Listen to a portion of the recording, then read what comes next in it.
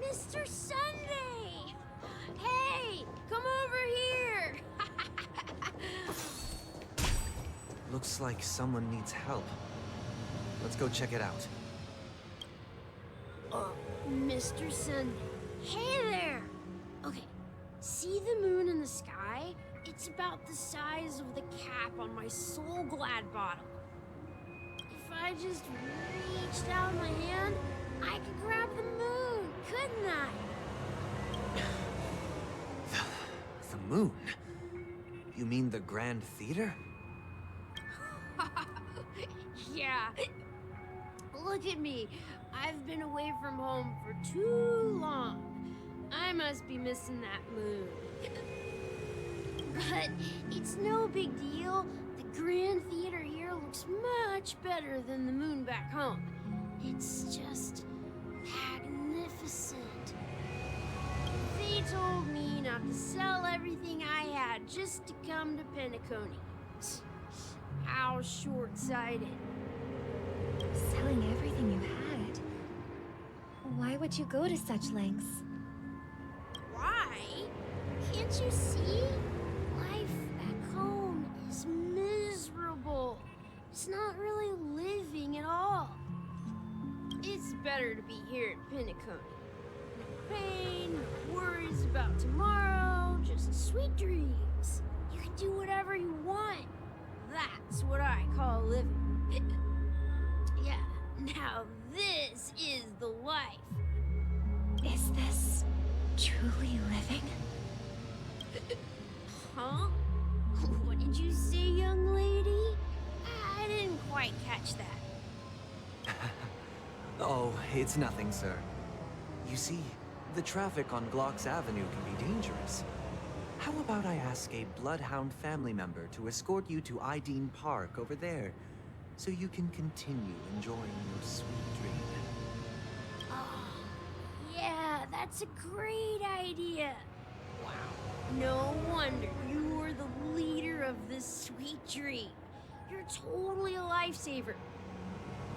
See you around, Mr. Sunday, and it was nice chatting with you.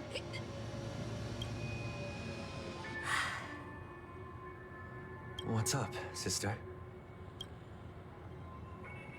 This is the land of the dreams. But why do they live like this? The man we ran into, he doesn't seem happy at all. Even though sweet dreams are nice, they're just illusions. But for him, they're the only way to survive, even if it means giving up on reality. That's not really living at all. I suppose you have a point. But, in my opinion, that's how most people live their lives. Why do you say that? You think that man is not actually living, but that's not quite accurate. Even without Penacony, people create their own illusions called self-value. People believe they have a predetermined value to fulfill. Gaining value means gaining power, and those deemed worthless are seen as the weak. However, value doesn't come out of thin air, and there's a limit to it. To accumulate value, people have to take from others. So, the weak get exploited and oppressed. Are you suggesting that this is not how things should be? Exactly. But, ironically, people don't think there's anything wrong with it, because they uphold the illusory notion of self-value, and even the weak believe in it. The survival of the fittest. That's where all the tragedies in the world come from. People come to the sweet dream in Penacony to escape from that reality and find solace. No tragedies exist here, only happiness. Although in its nascent form, isn't that the same paradise we yearn for in our dreams?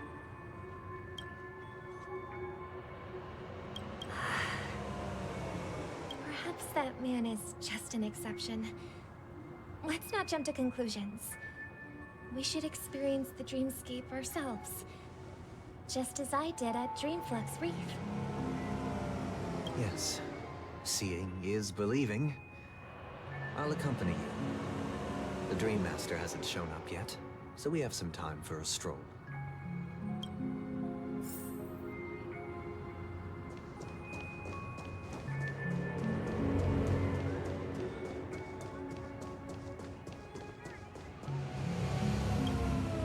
Glad to meet you again, Robin. How are the preparations for the Charmony Festival coming along? We're all so excited about it. It's going smoothly. Thanks for making the trip to join the festival. You're too kind, Robin. It's a pleasure to have guests from all over the universe celebrating day and night. I can't stand being lonely or bored, so this jubilant dreamscape is perfect for me.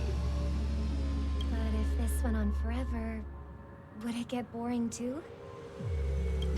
Nah, not at all. Who would get tired of having so much fun? Every day, you get to wear fancy clothes, explore all sorts of dream bubbles, indulge in delicious food without gaining weight, and you never get old or sick. As long as you can afford a room, this place is the ultimate paradise. But you know that only a few things can be brought back from the dreamscape to reality, right? That's exactly why I don't plan on bringing anything back. Just enjoying the dream itself is good enough for me. I mean, I'm not one of those long-living species. I only have around 60 or 70 years in this lifetime, and there's so much to worry about. Being happy here is pure bliss. Only in this sweet dream can I truly feel like I'm in control of my life and fate. Who would want to go back to reality after experiencing this bliss? I see. I genuinely wish you all the happiness in the world. And I wish you a fantastic performance, Robin! I'm off to the Blue Hour for the ball. See you later.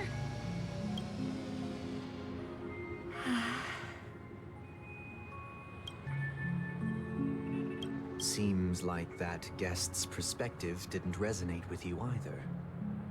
She had a valid point, and I could sense her genuine happiness. It's just that...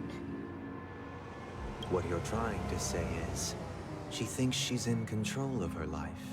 But in reality, she's just escaping from reality and seeking solace in this sweet dream. Once she steps out of this sanctuary, everything will be lost. Well, she did make mention of being able to afford a room, didn't she? However, the paradise in our dreams, it doesn't have to end. No. And the paradise we yearn for shouldn't be just a fleeting dream either.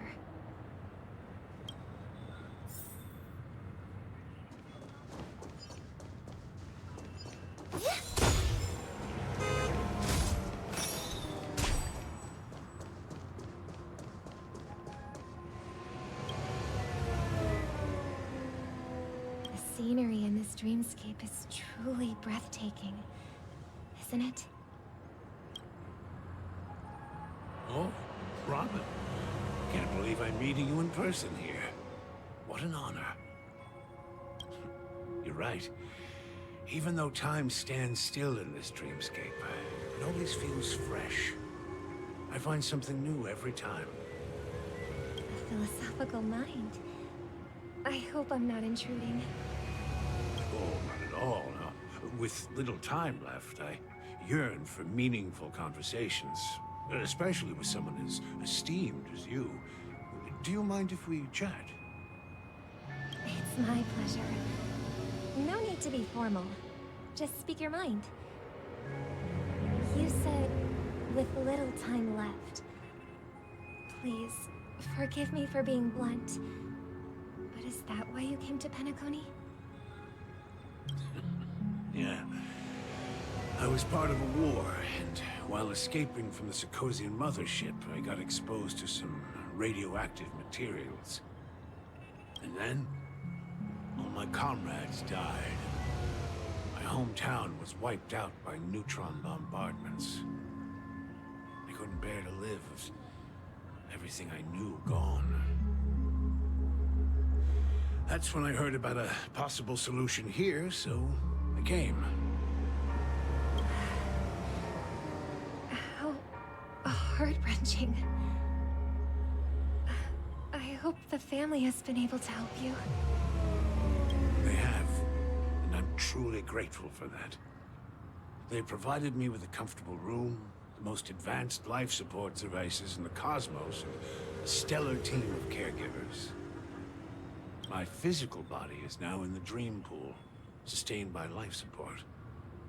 The me you see here is whole, rational, and no different from any other person. But I can't say the same for the me in the hotel room. The true appearance? No. I hope you never have to witness it, Robin. So, you'll be living forever in this dreamscape, right? Just being able to live at all is good enough for me. Whether it's in this dreamscape or not, I don't really have much say in the matter.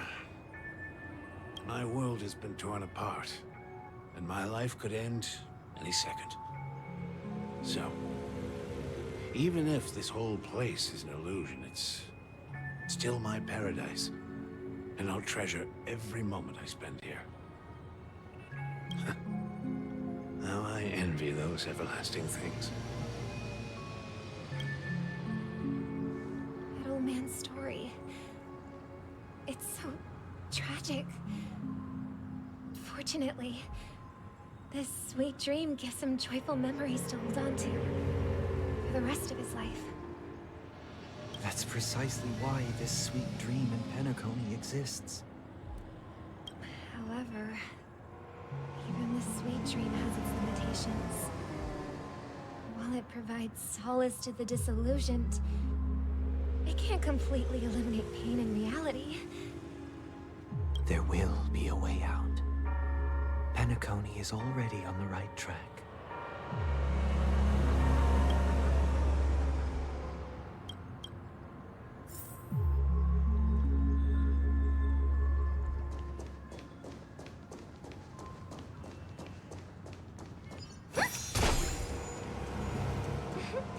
Look what we have here.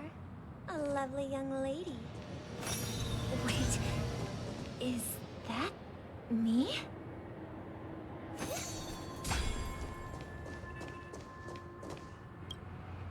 Brother, what a surprise to see you again. Show yourself. Your trick won't work on us. I've heard that a skilled masked fool received an invitation too. That must be you, right? Did you enjoy yourself? Barely. The people here are way too gullible. A little bait is all it takes for them to bite. And they run away at the slightest hint of danger.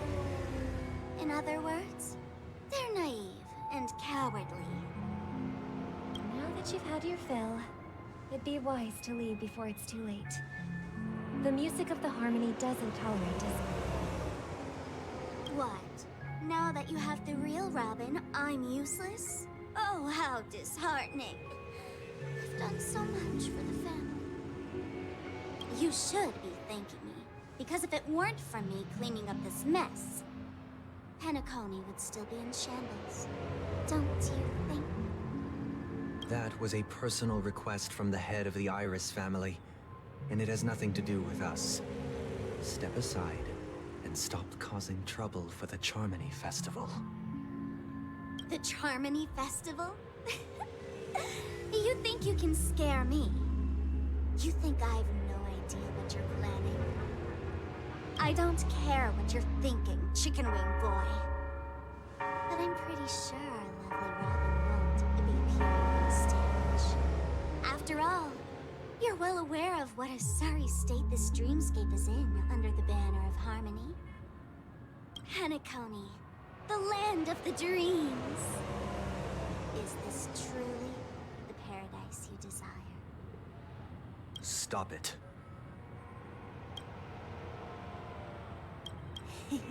What's the rush, chicken wing boy? Did I get to you? Our paradise is none of your concern, masked fool. Leave now, or the family won't tolerate you anymore. All right. I'll go. But Robin, I suggest you seriously consider this. Do you really believe those living in dreams can escape pain and find true happiness?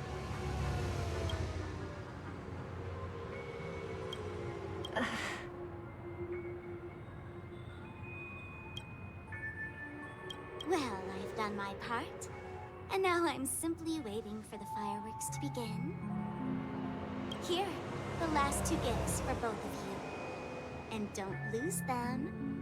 If by some unfortunate chance the Charmony Festival starts against all odds, remember to use them during the show. And it'll be thrilling. Bang! I heard a raven cawing in the distance. It seems the Dream Master will arrive soon. The show begins.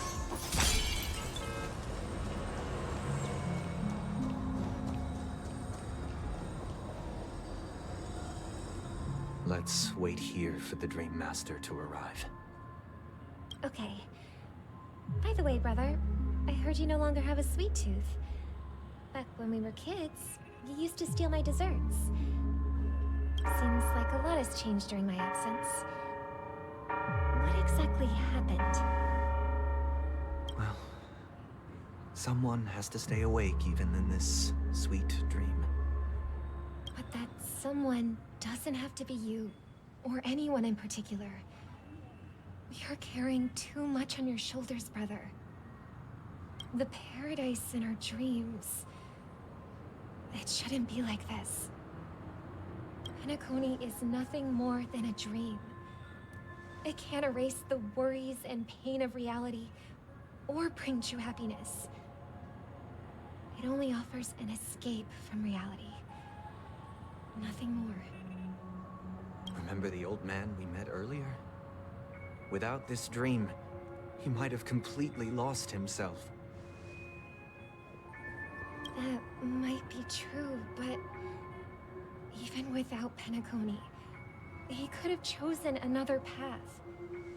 As far as I know, the Intelligentsia Guild has been promoting their rehabilitation techniques for a long time now. That path may have been more ordinary and challenging, but now he is receiving hospice care in a comatose state, and his fate is sealed. Is Penacony granting these people a future? Or is it taking it away from them? Well, don't forget this. Not everyone really has a future. The future for humanity is like the sky for birds. People mistakenly believe that flight is inherent to birds because they've never witnessed those birds crashing to their death. Do you remember how we took in that little Charmony dove when we were young? Yeah. We took care of it. Provided food and water, groomed its feathers. And later, when I decided to leave Penacony, I opened the cage and set it free.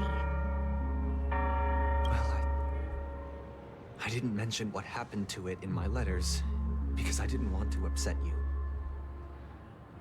Shortly after you left, it crashed to its death right in front of your window. I had surmised as much. I knew you wouldn't have avoided mentioning the bird for no reason. Despite that unfortunate outcome, I still believe it was the right decision. Birds aren't meant to spend their lives in cages. They belong in the sky, even if they can't fly. But here's the thing. If there are birds in this world that can never fly, can we really assert that they belong in the sky? Are you implying that the same goes for humans too? Let's take the Astral Express as an example. The Nameless made tremendous efforts to bridge worlds, gaining fame across the universe. However, only a few extraordinary individuals can endure such a perilous journey. That's because the pursuit of the Trailblaze exceeds the capabilities of ordinary humans. Otherwise, why would this path be filled with broken rails, an abandoned express, and even a fallen Eon?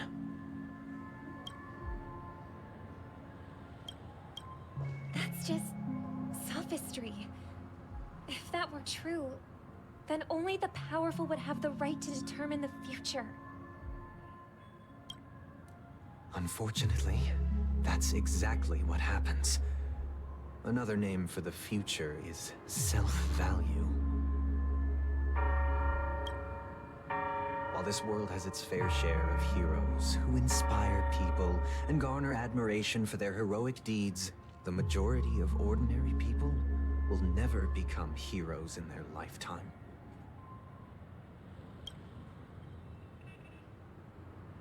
Some are born weak and vulnerable. Some find themselves trapped in unfortunate circumstances. Some fall victim to malice and cowardice. When it comes to survival, everyone is equal. And the weak can only watch as their value gets constantly diminished by external forces. That's why we should care for the weak and support them as if their suffering were our own. That's what the Odes of Harmony have always taught us.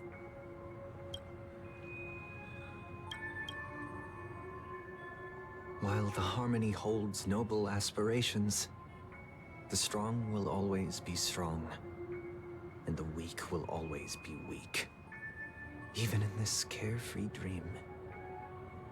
Human nature contains greatness, but it also harbors inherent weaknesses that can't be eradicated.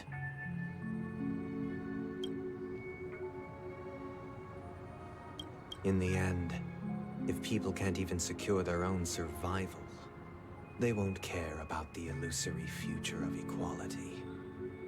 As long as the law of survival of the fittest prevails, there will always be fledglings crashing to their death.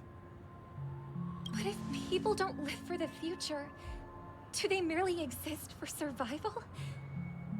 If even you, my brother, don't believe that the Harmony will save the weak, then which Eon can make our dreams come true?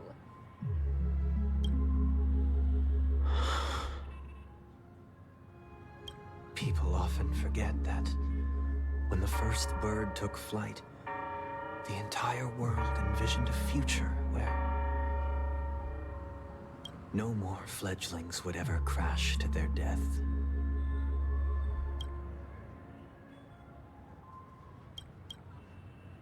Are you reading, sister? What are you reading? Mr. Gopherwood gave me a picture book. It's about the story of the harmonic strings. If I could become a chord master, I'd like to summon Dominicus, the harmonious choir. I want to sing with everyone and spread our wishes so that all can feel happiness and joy. I see. Then, I would summon the harmonious choir too. Don't you have a wish of your own, brother? Of course I do. It's just that it includes your wish and everyone else's. I long for a true paradise where everyone can find peace. Then, let's build a stage there and invite everyone to our performance so that both our wishes come true through the power of the harmonious choir. It's a deal then. Yeah, it's a deal. But how can I become a chord master? Maybe you will have to become a star first.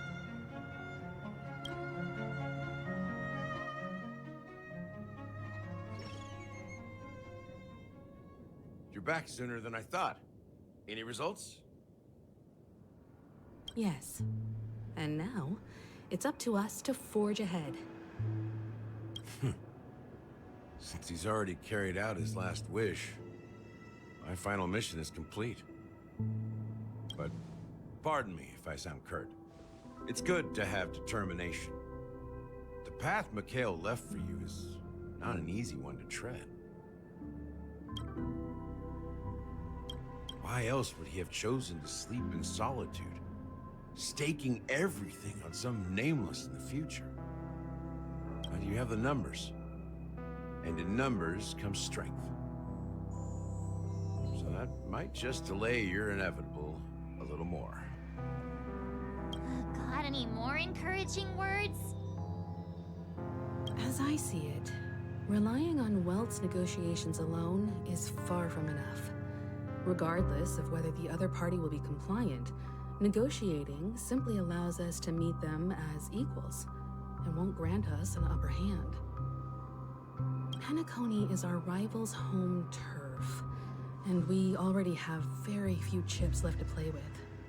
Rather than idly sit around while the family's got us blocked off, an offensive approach might be a wiser course of action. We're more familiar with the Stellaron's properties than most, and since it's the key to stabilizing the sweet dream, it's vital to the family's interests. By attacking their core interests, they're bound to retaliate hastily. And as the saying goes, haste makes waste. That's right. As long as we pose a threat to the Stellaron, either with words or otherwise, we have a chance at gaining the upper hand. But the problem is, on the eve of the Charmony Festival opening, how exactly are we going to get close to the theater? Family security will be airtight, and if we brute force it, even if we succeed, it's too risky. So, no one's gonna say anything? Then I'll raise my hand. I know the answer to this question.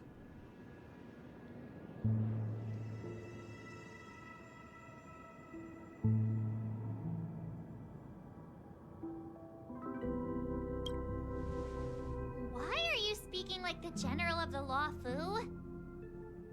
So, I heard that before the Charmony Festival begins, there'll be a pageant to kick off the festival.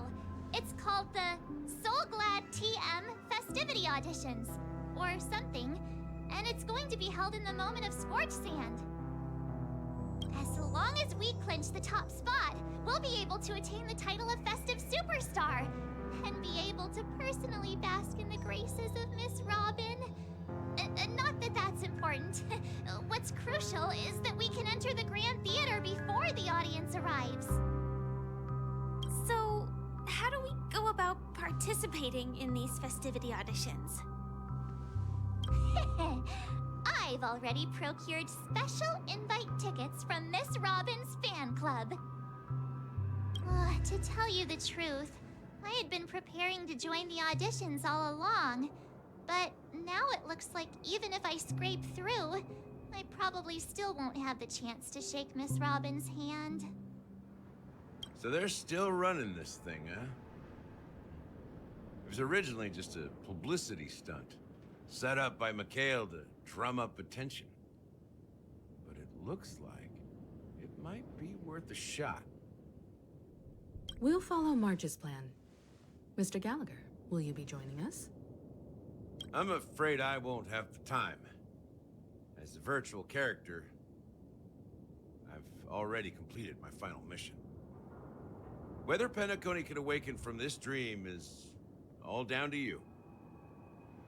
Should we ever cross paths again? I'd love for you to visit the Express. All right.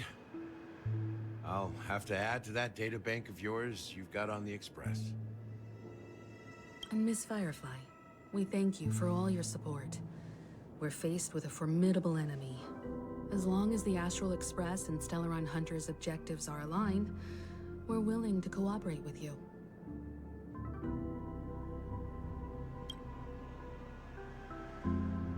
We've already come this far together.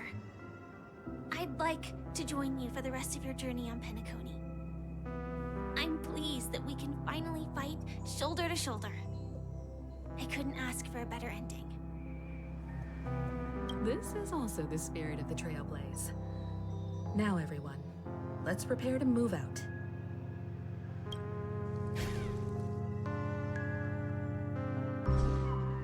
Ladies and gentlemen, welcome to Storch Sand Hall. This is where challengers thrive and dream chasers shine, all under the watchful eye of the entire universe.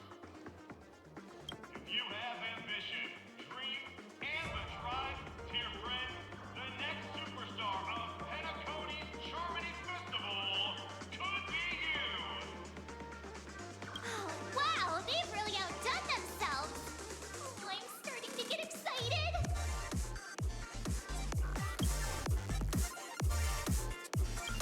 Behold, here come 4 friends with spirit high and full of steel.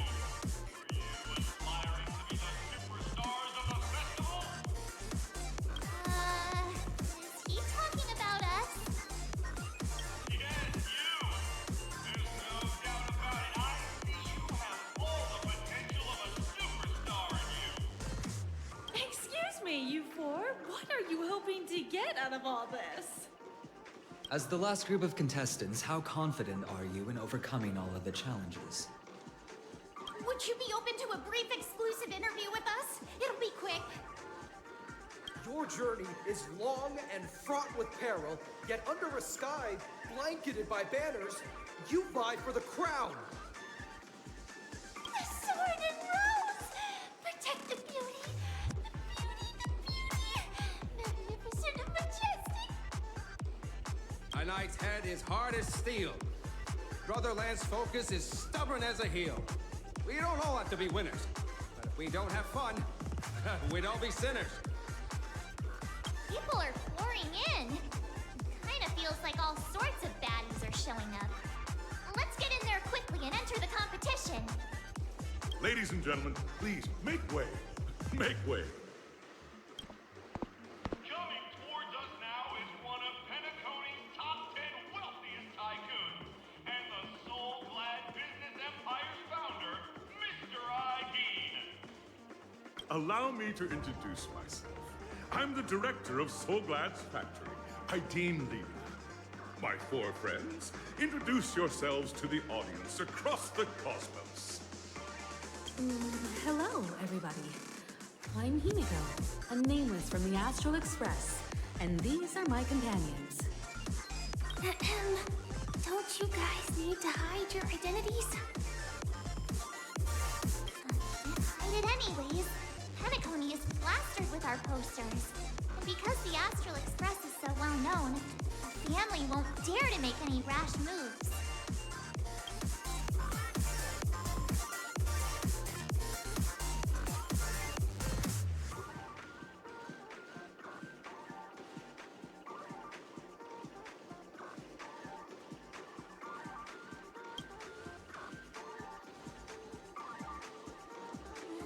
Given the situation, this is our best hope.